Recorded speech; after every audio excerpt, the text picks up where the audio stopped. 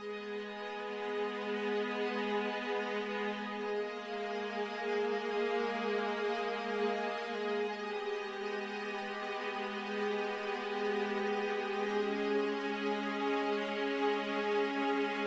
individu termasuk seorang pelajar tingkatan 4 terbabit dalam kegiatan pengedaran dadah. Pelajar perempuan tingkatan 6 yang membunuh Siti Nur Suria Ismail 19 tahun. Pekerja kilang dijatuhi hukuman penjara menghina Yang di-Pertuan Agong. Seorang remaja lelaki ditahan di penjara selepas didapati bersalah membunuh 23 individu dalam kebakaran di Pusat Tahfiz. Satu rakaman video berdurasi 30 saat pergaduhan antara mangsa dengan dua rakannya Mengganggu seorang wanita warga emas. Semua remaja berusia 15 hingga 18 tahun itu direman.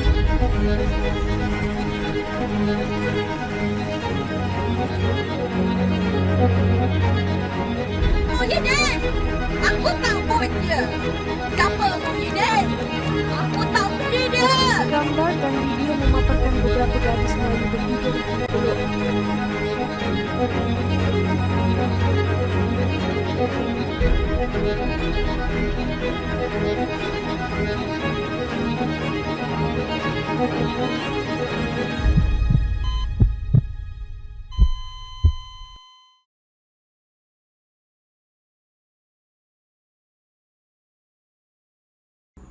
Assalamualaikum warahmatullahi wabarakatuh kepada Ustazah Hanisah dan rakan-rakan yang dikasihi sekalian. Kami daripada Ahli Kumpulan 5 yang terdiri daripada saya, Muhammad Amsyar bin Zainul Rashid, Muhammad Fakrul Hakim bin Aman, Muhammad Syakir bin Muhammad Sharif, Muhammad Ammar bin Zainuddin, Muhammad Haziq bin Ahmad Zubir, Muhammad Firdaus bin Zahrin dan Muhammad Firdaus bin Jamri. Kami akan membincangkan berkenaan dengan isu-isu semasa berkaitan etika dan peradaban serta penyelesaiannya.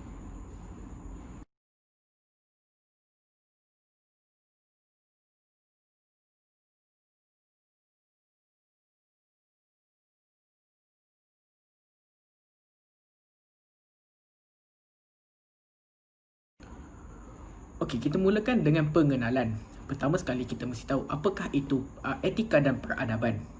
Etika dan peradaban bergerak seiring yang harus dipupuk dalam diri setiap masyarakat, di mana ia merupakan elemen yang penting dalam kehidupan manusia dan ia membantu dalam mendidik masyarakat terutama generasi muda pada masa kini. Etika boleh didefinisikan sebagai amalan baik atau prinsip yang dipraktikkan dalam kehidupan seharian.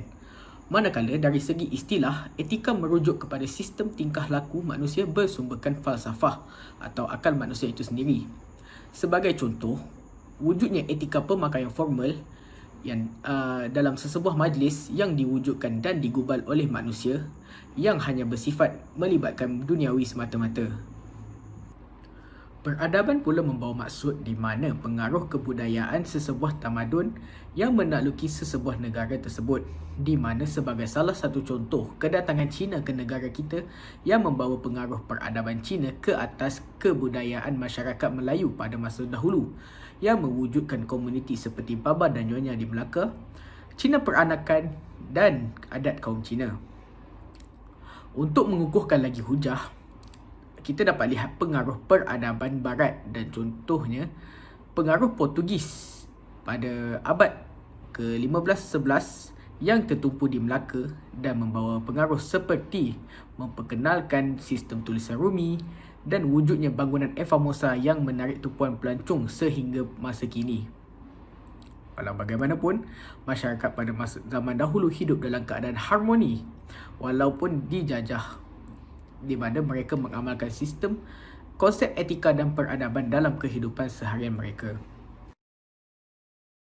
Berkenaan dengan isu-isu semasa berkaitan dengan etika dan peradaban, memetik daripada wawancara eksklusif bersama Datuk Dr. Husamuddin Yaakob, beliau menjelaskan tentang konteks isu Tanglong yang pada masa itu menjadi isu hangat di mana para menteri dan timbalan menteri terpaksa turun padam bagi menyelesaikan masalah tersebut yang dilihat tidak sihat dalam kalangan masyarakat,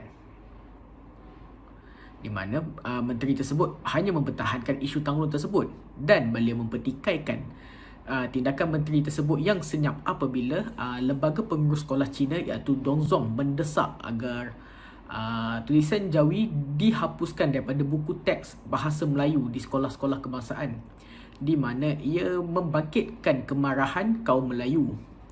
Tetapi para menteri tersebut hanya senyap dan tidak melakukan apa-apa yang dilihat sebagai pilih kasih pada masa itu. Isu kedua yang dibincangkan ialah berkenaan dengan masyarakat yang kaya menyumbang kepada keruntuhan etika. Hal ini dibuktikan dengan wujudnya masalah sosial dalam kalangan generasi pada masa kini yang mempunyai masalah sosial seiring dengan kemajuan teknologi. Generasi muda hendaklah diterapkan aspek kekeluargaan agar dapat menghasilkan belia yang menjadi tunjang kepada negara kita. Kerana walaupun teknologi semakin berkembang maju, aspek moral dan juga etika tidak sepatutnya diketepikan kerana ia harus bergerak seiring untuk menjadikan sesebuah negara itu semakin berkembang maju. Oleh itu, setiap golongan masyarakat, terutamanya golongan yang kaya, hendaklah membantu golongan yang miskin atau sederhana dan kurang bernasib baik agar kita dapat mewujudkan persekitaran yang prihatin serta harmoni. Assalamualaikum warahmatullahi wabarakatuh. Nama saya Muhammad Firdaus bin Jamji. So, saya akan membentangkan tentang objektif kajian isu-isu semasa berkaitan etika dan peradaban. Jadi, seperti yang kita tahu, setiap kajian dilakukan adalah untuk mencapai beberapa objektif kajian yang telah ditetapkan. Jadi, pada topik isu-isu semasa berkaitan etika dan peradaban ini, kami telah membuat 3 objektif kajian yang harus dicapai semasa kajian ini dilakukan. Jadi antara kajiannya ialah untuk mengapasti punca perubahan dan amalan etika dalam sesebuah masyarakat, dan seterusnya adalah untuk melihat jenis apa, etika apa yang telah diterapkan ke dalam masyarakat setempat setelah kedatangan unsur luar secara tidak langsung ataupun secara langsung. Dan yang terakhir antara objektif kami ialah untuk menganalisa impak unsur-unsur luar yang membentuk tata cara dan sosial baharu ke dalam generasi baharu. Jadi, inilah antara tiga-tiga objektif kajian yang cuba dicapai semasa kajian ini dilakukan. Sekian, terima kasih daripada saya. Seterusnya, kita balik kepada presenter seterusnya. Assalamualaikum. Nama saya Muhammad Syakir bin Muhammad Sharif dan saya akan meneruskan pembentangan ini dengan menceritakan tentang kajian literatur. Kajian literatur yang pertama yang akan saya bentangkan adalah nilai kepercayaan kepada Tuhan. Kajian ini merupakan pandangan daripada Nik Abdul Aziz Nikmat, iaitu bekas Menteri Besar Kelantan. Beliau mencadangkan supaya prinsip kepercayaan kepada Tuhan dijadikan ibu segala nilai yang memayungi nilai-nilai yang lain. Selain itu, beliau juga berkata bahawa kita seharusnya menjadikan agama Islam sebagai sumber rujukan yang utama. Tambahan, ia sesuai dengan kedudukannya sebagai agama rasmi negara. Justru, mana-mana nilai yang bercanggah dengan prinsip kepercayaan kepada Tuhan atau nilai-nilai kesejahteraan agama Islam seharusnya ditolak dan tidak sesuai dengan warga negara Malaysia. Tambahan pula, nilai-nilai agama inilah yang dikatakan sebagai nilai-nilai abadi dan mutlak yang akan bertindak sebagai pemandu dalam memahami nilai-nilai murni yang lain. Oleh itu, penghayatan moral dan etika yang berlandaskan nilai ketuhanan dan akal yang sihat dilihat lebih berkemampuan dalam mengawal tingkah laku manusia berbanding dengan moral dan etika yang hanya berlapiskan asas-asas rasional. Seterusnya adalah refleksi diri dan teladan yang baik. Ini merupakan kajian daripada Prof. Madya Dr. Jessica Ong Hai Liao selaku Timbalan Dekan Penyelidikan Pascasiswazah di Fakulti Pengajian dan Pengurusan Pertahanan. Di dalam kajian ini, dengan refleksi diri dan juga menunjukkan teladan yang baik kepada masyarakat lain, dapat memantapkan peradaban dan etika di dalam diri kita dan juga kalangan masyarakat. Setiap masyarakat haruslah mengambil beberapa masa atau peluang untuk memuhasabahkan diri melalui pembacaan dan pengamatan. Lebih-lebih lagi semasa pandemik COVID-19 ini. Hal ini kerana sekiranya kita memuhasabahkan diri kita, kita dapat menilai diri kita, dan sekiranya nilai dalam diri kita kurang, maka kita hendaklah meningkatkannya dengan melakukan beberapa amalan.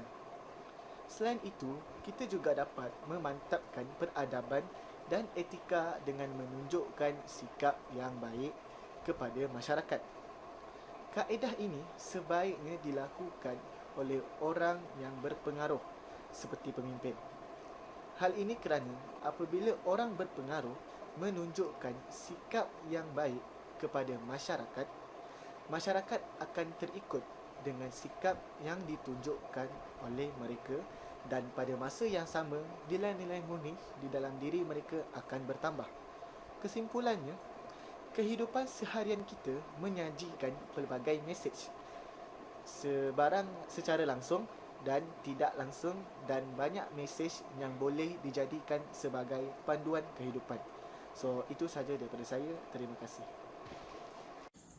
Kini saya akan mengulas tentang satu kajian literatur, iaitu pengaruh peradaban Islam dan ketamadunan Barat dalam budaya dan pendidikan di Malaysia. Menurut kajian yang dikaji oleh Usiano tahun 2019, pengaruh peradaban Islam dan ketamadunan Barat merupakan salah satu pengaruh utama dalam kebudayaan dan pendidikan di Malaysia. Budaya bermaksud sebagai apa-apa sahaja yang berhubung dengan manusia dan kehidupan yang terjadi selepas itu.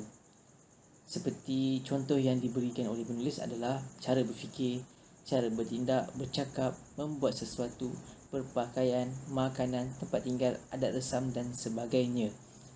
Budaya Barat dibezakan dengan berlandaskan falsafah dan bukannya agama, dan kebanyakannya kebudayaan Barat berasaskan syirik dan berlawanan dengan tauhid. Menurut penulis, isu-isu semasa yang timbul juga termasuk isu yang sebelum ini telah wujud sekian lamanya, yang masih berkekalan sehingga ke hari ini, dan kebanyakannya datang dari kebudayaan yang berasaskan budaya Barat ini sendiri. Antara isu-isu yang dibicarakan oleh penulis seperti budaya perkahwinan pre-wedding. Pre-wedding adalah satu aktiviti yang dilakukan oleh pasangan tersebut sebelum sahnya bergelar suami isteri, yang di mana pengantin Islam tersebut akan merakamkan gambar tidak sopan seperti berpelukan dan berbaring di atas katil. Budaya pre-wedding ini permasalahan budaya di pre-wedding ini adalah mereka tidak menitik beratkan soal pergaulan sebelum perkahwinan. Jika dapat kita lihat, rakyat kini semakin mengagung-agungkan kebudayaan pre-wedding ini, dan kebanyakannya memang mereka akan memilih untuk mengadakan pre-wedding seperti yang saya nyatakan tadi. Selain itu, budaya karaoke dan hiburan yang disertakan bersama tarian bercampur di antara lelaki dan perempuan. Kebanyakan majlis perkahwinan pada masa kini, jika saya dapat lihat, tarian bercampur antara lelaki dan perempuan adalah seperti satu aktiviti yang diharuskan, dan itu adalah itu adalah satu kebudayaan Barat yang dibawa masuk ke Malaysia. Dan terakhir adalah seperti makanan dan minuman haram hasil dari pengaruh Barat seperti minum Arab. Dan penyelesaian yang penulis tekankan adalah seperti dari sudut pengukuhan dan pemantapan akidah diri masing-masing. Menurut penulis, akidah menjadi perkara terpenting dalam kebudayaan Islam yang berteraskan Tuhan dan membenarkan kerasulan Nabi Muhammad SAW. Memang benar, jika diri kita sendiri tidak kuat akidahnya, maka terpesonglah kita, lalailah kita. Kajian literatur yang kedua adalah pengajaran adab dan akhlak Islam dalam membangunkan modal insan. Menurut kajian yang dikaji oleh Asmawati Suhid, pengajaran adab dan akhlak Islam merupakan salah satu faktor utama yang mempengaruhi modal insan seseorang. Penulis menyatakan, pendidikan merupakan alat terpenting bagi memperkembangkan dan membangunkan potensi manusia. kerana ianya mampu melahirkan modal insan yang beradab dan beretika. Sebagai contoh, memberikan pendidikan yang cukup dari segi akhlak dan moral, dan ia haruslah diberikan dari zaman persekolahan, bermulanya persekolahan anak-anak. Seperti yang dinyatakan Asmawati Suhid, pendidikan akhlak merupakan komponen penting dan tidak boleh dipisahkan daripada kurikulum pendidikan Islam. Antara adab yang dimasukkan ke dalam bidang pembelajaran seperti adab dalam kehidupan seharian, adab terhadap Allah dan Rasul dan lain-lain. Antara isu semasa yang dibincangkan oleh penulis, masih ramai remaja Muslim terlibat dalam keruntuhan akhlak. Perkara ini tidak dapat dinafikan kerana ianya memang satu perkara yang amat benar. Seperti yang dapat kita lihat, keruntuhan akhlak ini semakin menjadi-jadi pada masa sekarang. Semakin ramai remaja yang terlibat dengan masalah-masalah yang menyebabkan akhlak mereka dinilai. Di manakah akhlak mereka? Siapakah yang salah? Dan antara penyelesaian dicadangkan oleh penulis, mengadakan suatu mekanisme yang berkesan untuk menilai akhlak remaja atau pelajar di sekolah. Contoh yang diberikan oleh penulis, pelajar-pelajar akan diajar supaya lebih menghayati pada pengajaran dan pembelajaran yang diberikan guru-guru mereka. Seperti contoh di sekolah, jika pelajar-pelajar tidak menghayati, maka markah mereka akan ditolak. Jadi dengan itu mereka akan bersungguh-sungguh menghayati pelajaran tersebut. Baiklah, saya akan menghuraikan tentang kajian artikel yang dipetik dari penulis Saravanan Annamalai dari Fakulti Pengurusan dan Perniagaan Open University Malaysia. Okey, etika ini bermaksud dari perkataan Yunani iaitu ethos, bermaksud watak. Ia berasaskan betul dan salah terhadap perbuatan atau tingkah laku seseorang. Selain itu, ia berkait rapat dengan nilai murni yang menjadi pegangan seseorang individu ataupun kumpulan masyarakat. Selain itu, seseorang itu dikatakan beretika apabila bertindak jujur, menunjukkan belas kasihan dan kesetiaan. Manakala perbuatan seperti mencuri, membunuh, menipu dan memfitnah menunjukkan sikap tidak beretika. Okey, seperti contoh yang dipetik dari artikel ini, pembentukan etika seseorang individu atau remaja berkait rapat dengan faktor-faktor seperti keluarga, rakan sebaya dan situasi. Maka dengan itu, ibu bapa harus memainkan peranan penting dalam membimbing dan memberi tunjuk ajar berkaitan kelakuan yang baik dan nilai asas yang disanjung oleh masyarakat. Selain itu, pembentukan etika remaja bukan sahaja menjadi tanggungjawab ibu bapa dan masyarakat, malah kerajaan juga telah mewujudkan pelbagai program yang membentuk remaja dan belia yang berkelakuan baik demi masa depan negara. Sebagai contoh, PIKN, Program Latihan Khidmat Negara. Ia memberikan fokus kepada perwatakan positif, menerusi nilai-nilai murni, mempunyai daya ketahanan diri dan memupuk perpaduan kaum.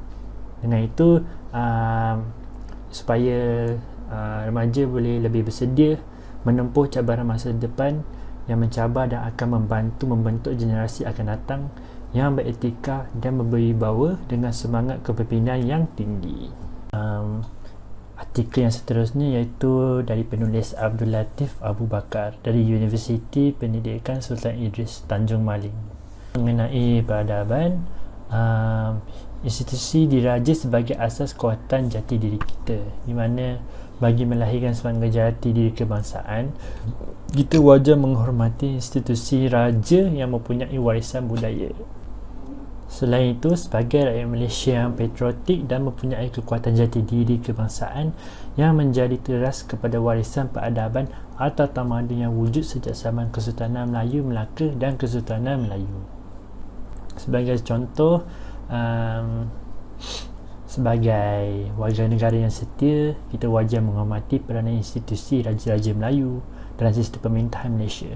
Sebagai contoh, mengekalkan institusi Raja Melayu di mana ia menjadi kekuatan yang teras kepada rakyat dan warga negara Malaysia yang patriotik dan kekuatan jati diri sebagai kesinambungan warisan peradaban Melayu yang menjadi teras pada peradaban Malaysia. Baiklah, kesan dari perkembangan semasa. Kedalaman pengertian Islam dalam masyarakat ialah kemunculan usaha dan saranan terkini untuk menegakkan nilai wasatiyah sebagai intisari nilai dalam masyarakat Melayu dan diperluas ke seluruh dunia yang bertunjangkan Islam dan ajaran Al-Quran sebagai petanda kepada peranan dan keberfungsian jati diri Melayu dan kenegaraannya di mata dunia. Maka oleh demikian rakyat Malaysia sebagai sebuah negara Melayu memainkan peranan yang besar dan bermakna untuk membentuk kembali wajah dan esensi Islam pada tahap global, kerana belum terdapat gambaran citra negatif terhadap wajah Melayu Islam di mata dunia, dan setakat ini wajah Islam Melayu yang tersebut dan tergambar adalah amat positif, aktif, proaktif dalam mencorakkan kehidupan global melalui pelbagai peranan di pertubuhan bangsa-bangsa bersatu. Oleh tindakannya dari segi ekonomi, pendidikan, sosial maupun politik dan ketenteraan. Assalamualaikum warahmatullahi wabarakatuh. Nama saya Muhammad Haziq bin Ahmad Zubair dan saya akan meneruskan pembentangan mengenai kajian literatur. Berdasarkan kajian yang telah dilakukan oleh Zainal Abidin bil Faqih, iaitu Pasca Siswazah Institut Agama Islam Darul Lughah wa Da'wah, berpendapat bahawa pendidikan Islam pada masa kini menghadapi pelbagai cabaran dan rintangan. Dan salah satunya ialah fenomena kemerosotan etika dan moral manusia. Kita dapat lihat perkara ini di dalam media sosial ataupun di dada akhbar. Apakah yang dimaksudkan dengan pendidikan Islam itu? Sebilangan besar ahli sarjana berpendapat bahawa ia bergantung kepada falsafah pendidikan itu sendiri. Namun, terdapat ahli sarjana lain yang berpendapat bahawa falsafah pendidikan Islam dibina berdasarkan satu kepercayaan atau keyakinan kepada agama. Menurut Profesor Syed Muhammad Naqib Al-Attas, perilaku atau tindakan manusia bergantung kepada pandangan dunia. Hamid Fahmi Zarkashi berpendapat bahawa akidah is the mother of science. Penulis berpendapat bahawa tauhid adalah asas kepada agama Islam. Kebaikan dan keburukan manusia dikawal oleh jiwa manusia itu sendiri. Ini bermaksud bahawa etika itu berdasarkan kepercayaan kepada agama yang disebut tauhid. Artikel ini membincangkan isu utama tauhid sebagai asas kepada pembangunan pendidikan Islam yang ideal, iaitu melahirkan manusia yang berperadaban. Fenomena kemerosotan etika dan moral manusia selama berabad-abad tidak terkecuali daripada umat Islam sendiri. Setelah Nabi Muhammad SAW diangkat menjadi Rasul, tugas utama dan pertama baginda adalah untuk menyempurnakan akhlak manusia yang telah porak-poranda setelah sekian lamanya. Nabi Muhammad SAW meletakkan dasar-dasar etika kemanusiaan dengan prinsip tauhid.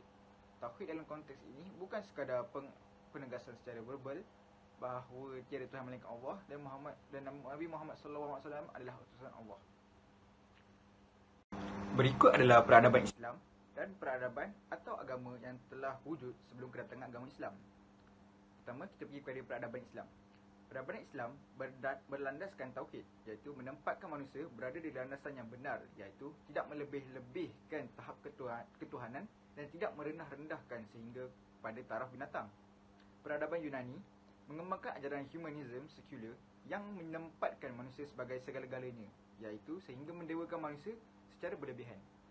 Peradaban atau agama Kristen, pembentukannya agak ekstrim dengan merendahkan nilai manusia. Bagi mereka, manusia sejak lahir sudah membuat dosa asal dari Nabi Adam AS. Untuk itu, Tuhan menjelma menjadi manusia, iaitu Nabi Isa atau Jesus, dengan misi untuk menebus dosa manusia dengan cara penyaliban atau salib. Seterusnya, peradaban atau agama Hindu menggolongkan manusia mengikut kasta-kasta dan sebahagian besar manusia ditempatkan pada kasta yang berada di bawah sekali. Lebih teruk lagi, wanita di India pada abad ke-6, kedudukannya disamakan dengan nilainya dengan begitu mudah. Iaitu contohnya, seorang suami mempertaruhkan isterinya di meja judi.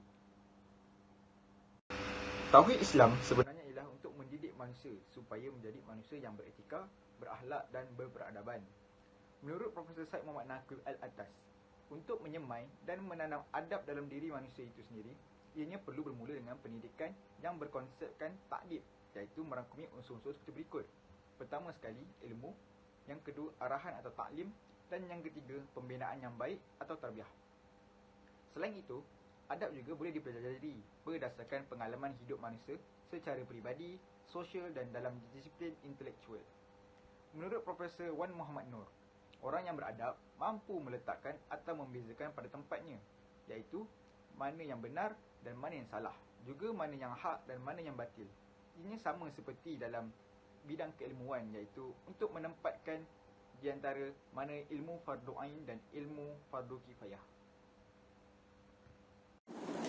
Assalamualaikum warahmatullahi wabarakatuh. Jadi, saya akan meneruskan pembentangan ini dengan etika dan peradaban dari fahaman falsafah. Etika dan peradaban dari fahaman falsafah terbahagi kepada 3, iaitu etika normatif, etika deskriptif, dan etika metaetik. Etika normatif adalah etika melibatkan penciptaan atau penilaian piawai moral. Oleh itu, ia adalah satu usaha untuk mengetahui apa yang perlu dilakukan oleh orang, atau sama ada tingkah laku moral mereka adalah munasabah. Secara tradisional, kebanyakan bidang falsafah moral telah melibatkan etika normatif. Terdapat beberapa ahli falsafah di luar sana yang tidak mencuba tangan mereka untuk menjelaskan apa yang mereka fikir orang harus lakukan dan mengapa. Seterusnya, etika deskriptif. Kategori etika deskriptif adalah yang paling mudah difahami. Ia hanya melibatkan penggambaran bagaimana orang berkelakuan atau apa jenis standard moral yang mereka tuntut untuk diikuti. Etika deskriptif menggabungkan penyelidikan dari bidang antropologi, psikologi, sosiologi dan sejarah sebagai sebahagian daripada proses pemahaman apa yang dilakukan orang atau percayaan tentang norma moral. Seterusnya, etika metaetik. Etika metaetik terbahagi kepada 2 kumpulan utama, iaitu terdiri daripada ahli falsafah moral berfahaman sekular dan ahli falsafah moral agama yang bukan sekular.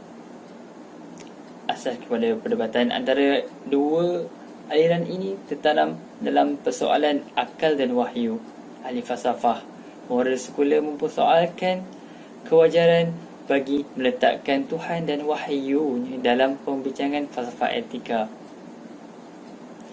Meta membawa maksud di sebalik apa yang dilihat dengan mata kasar. Meta mengkaji asal-usul serta maksud konsep-konsep etika moral yang digunakan, sama ada ia ciptaan manusia atau luahan emosi atau sebenarnya lebih jauh daripada itu. Ia meliputi persoalan isu-isu berkenaan sejagat, kuasa Tuhan, peranan akal dan mana-mana istilah etika itu sendiri. Ia melibatkan metafizik, psikologikal dan linguistik yang merupakan konsep-konsep abstrak yang tidak dapat dilihat dengan mata kasar. Sebagai contoh, etika metaetik adalah etika keagamaan Islam boleh dirujuk. Etika Islam menekankan kepada kerangka matlamat penciptaan manusia dan peranan yang wajib dimainkan oleh Muslim dalam kehidupan individu itu. Ia menegaskan tanggungjawab menganutnya sebagai hamba Allah, tanggungjawab sebagai khalifah Allah dan tanggungjawab untuk berdakwah. Walau bagaimanapun, ia dibincangkan secara bersingan, secara kerap, bahawa ia patut dibincangkan di sini. Penghayatan etika dan peradaban dalam aspek ketuhanan dalam kalangan masyarakat yang berbilang agama mempunyai fahaman etika dan budaya yang pelbagai, seperti dalam Malaysia yang terdiri daripada 3 kaum yang terbesar, iaitu Cina, India dan Melayu. Masing-masing mempunyai fahaman berbeza yang dibawa oleh nenek moyang mereka terdahulu. Dalam pembincangan ini dicadangkan supaya prinsip kepercayaan kepada Tuhan dijadikan ibu segala nilai yang memayungi nilai-nilai yang lain. Hal ini dikatakan sedemikian kerana terdapat isu-isu yang berbangkit mengenai isu ketuhanan di Malaysia. Antaranya penggunaan hak kebebasan bersuara untuk menghina kepercayaan agama, menabur fitnah atau mencaci maki orang lain adalah bertentangan dengan nilai moral. Hal tersebut sekaligus menjadikan agama Islam sebagai sumber rujukan paling utama. Tambahan pula, ianya sesuai dengan kedudukan agama rasmi negara Malaysia. Justru itu, bagi nilai yang bercanggah dengan prinsip kepercayaan kepada Tuhan atau nilai-nilai kesejahteraan Islam seharusnya ditolak dan tidak sesuai dipraktikkan dalam negara yang bermilihan kaum seperti Malaysia. Asmawati Suhaid berkata, pengajaran adab dan akhlak Islam merupakan salah satu faktor utama yang mempengaruhi model insan seseorang. Pembangunan model insan dapat dilihat daripada sesuatu sifat yang bermula dari awal waktu kelahiran sehingga ke peringkat matang ataupun dewasa.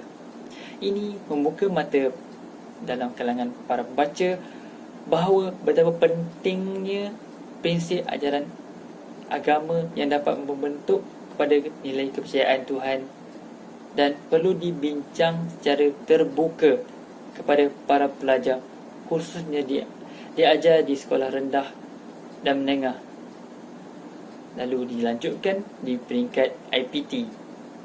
Namun, bagaimanapun intipati pembincangan seharusnya dilakukan secara lebih mendalam menurut konsep kepercayaan agama masing-masing sesuai dengan masyarakat majmuk di Malaysia. Dengan itu juga, ia dapat memupuk tolak ansur dalam mengamalkan kepercayaan agama tersendiri, terang lagikan bersuluh perhayatan moral dan etika yang berlandaskan nilai ketuhanan dan akal yang sihat, lebih dilihat memberi impak positif dalam mengawal tingkah laku manusia berbanding perhayatan moral dan etika semata-mata yang berlapiskan asas-asas rasional dan nurani yang gersang. Dalam terminologi Profesor Al-Atas, manusia seperti ini disebut manusia yang beradab kerana dengan adanya adab, manusia akan berupaya membangun peradaban Islam dengan baik. Al-Atas juga mendefinisikan manusia beradab adalah orang yang menyedari sepenuhnya tanggungjawab dirinya kepada Tuhan yang hak, adalah manusia yang memahami dan juga berupaya meningkatkan setiap aspek dalam dirinya menuju kesempurnaan sebagai manusia yang beradab. Penghayatan etika dan peradaban dalam tingkah laku masyarakat. Etika dan peradaban juga dia kaitkan dengan nilai-nilai moral yang menjadi pegangan seseorang individu atau kumpulan masyarakat dalam menentukan perbuatan atau tingkah laku masing-masing. Hal ini dikatakan sedemikian kerana timbul isu-isu berkait yang menampakkan perubahan daripada etika dalam sebuah masyarakat dengan tingkah laku yang menyimpang dari norma-norma sosial, peraturan, undang-undang dan nilai moral yang boleh memudaratkan diri sendiri dan orang lain. Sebagai contohnya, Malaysia kini dibangkitkan dengan pelbagai isu yang melibatkan tingkah laku dalam kalangan masyarakat, antaranya pengaruh rakan sebaya. Rakan sebaya merupakan individu yang sangat berpengaruh dalam menentukan tingkah laku seseorang, lebih-lebih lagi dalam kalangan remaja. Pentingnya kualiti dalam hubungan dan pengaruh rakan yang baik akan menunjukkan hal tuju yang lebih baik, manakala pengaruh negatif dari rakan sebaya akan cenderung membawa kepada kemusnahan dan kehancuran dari segi tingkah laku. Sebagai contohnya, di Malaysia timbul isu-isu melibatkan anak-anak bawah umur dalam pengambilan dadah di peringkat sekolah rendah. Jelas bahawa sekiranya mereka berkawan dengan rakan-rakan yang punya etika yang baik, maka ia akan menjadi ikutan. Maka dengan ini, kehidupan yang beretika akan memastikan manusia melaksanakan kewajipan hidup yang memberi faedah kepada diri sendiri dan juga masyarakat. Hal ini kerana kawan itu adalah cerminan bagi diri kita sendiri. Dalam menangani isu berkaitan tingkah laku remaja, bukan sahaja ibu bapa, malah pihak kerajaan turut serta dalam mencegahnya dengan mewujudkan pelbagai program yang boleh membantu remaja dan belia untuk menjadi insan berguna pada masa hadapan. Sebagai contoh, program latihan khidmat negara PLKN yang beri fokus kepada perwatakan positif menerusi nilai-nilai murni, mempunyai daya ketahanan diri dan memupuk perpaduan kaum supaya bersedia menempuh cabaran masa depan yang mencabar sekaligus akan membantu dalam membentuk generasi yang akan datang berjiwa etika serta berwibawa dengan semangat kepimpinan yang tinggi. Penghayatan etika dan peradaban dalam aspek kebudayaan. Aspek kebudayaan seperti yang dapat kita fahami, ia membincangkan tentang kebudayaan yang dibawa terus-menerus dari satu generasi ke satu generasi yang menokah arus kemodenan ini. Sejarah barat iaitu Alfred Louis Colbert dan Clyde Kluckhohn telah berpendapat bahawa budaya perlu dilihat dari sudut yang pelbagai yang merangkumi kehidupan manusia dalam sebuah masyarakat. Dalam Malaysia, terdiri daripada kaum yang berbilang bangsa yang melahirkan pelbagai budaya yang tersendiri.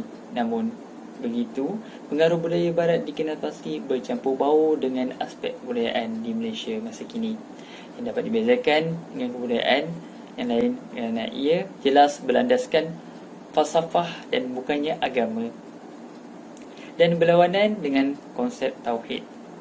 Tauhid menurut Islam adalah mendidik manusia untuk menjadi manusia yang etis, berakhlak dan berwawasan peradaban. Antara budaya yang dibawa oleh penganut barat ialah isu budaya yang masih kekal hingga ke hari ini, iaitu pre-wedding.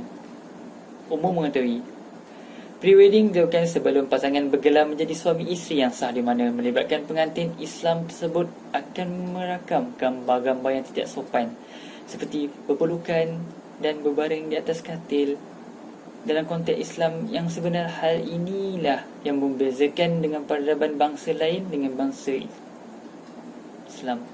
Hal ini dilarang oleh Islam kerana seolah-olah mereka membuat maksiat kerana masing-masing tidak mempunyai hubungan yang sah.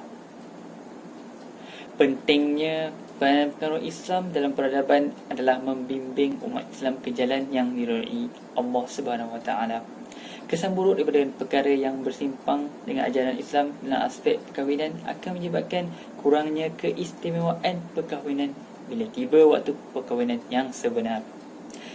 Bagi jalan penyelesaian, setiap individu haruslah mengikuti kursus perkahwinan di mana intipati dalam kursus tersebut menerangkan tentang perkahwinan yang mengikut syarak, berpandukan Al-Quran dan As-Sunnah sebagai pegangan.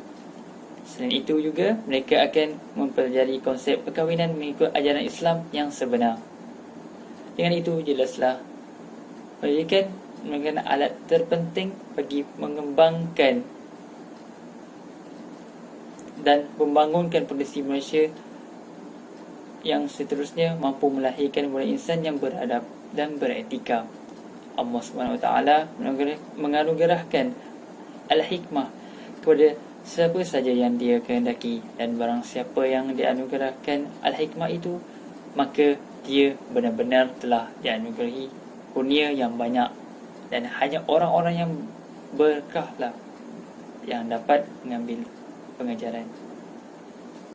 Sebagai kesimpulan, pengaruh utama dan penyelesaian terhadap kewujudan permasalahan dalam etika dan peradaban masyarakat masa sama ada dari segi fahaman falsafah, aspek ketuhanan, kebudayaan dan tingkah laku masyarakat. Maka itu, penerapan etika dan peradaban di Malaysia memberi kesan positif kepada masyarakat kepelbagaian etnik di Malaysia untuk memperteguhkan pemikiran kritikal dan analitikal bagi menangani kehidupan yang lebih mencabar dan menyelesaikan isu-isu semasa yang dibangkitkan sama ada dari segi penghayatan dalam prinsip ketuhanan dan tingkah laku masyarakat maupun dalam aspek kebudayaan.